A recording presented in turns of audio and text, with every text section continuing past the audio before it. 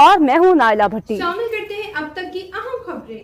وزیر اعظم محمد شہباز شریف اعلیٰ سطح وفد کے ہمراہ اپنے دورہ سعودی عرب پر جدہ پہنچ گئے۔ جدہ پہنچنے پر شہزادہ سعود بن مشعل بن عبدالعزیز نائب گورنر مکہ ریجن سعودی عرب کے پاکستان میں سفیر نواف بن سعید المالکی اور سعودی عرب میں پاکستانی سفیر احمد فاروق نے وزیر اعظم و پاکستانی وفد کا ایئرپورٹ پر پرتپاک استقبال کیا۔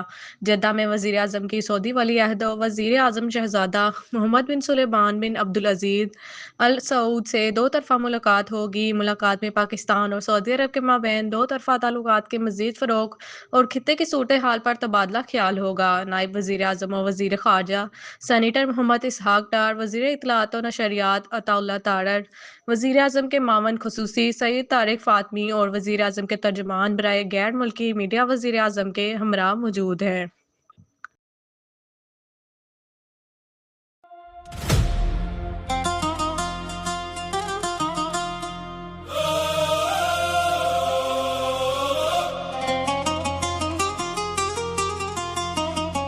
أهلا بمن جاء بقلب صافي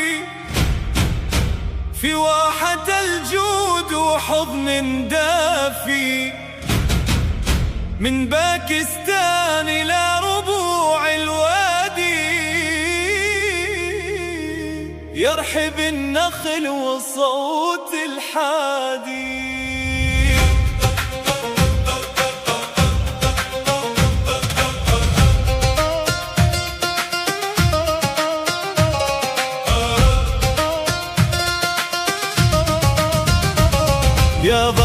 تک کے لیے اتنا ہی۔ مزید خبروں اور اپڈیٹس کے لیے دیکھتے رہیں صائبہ نیوز HD۔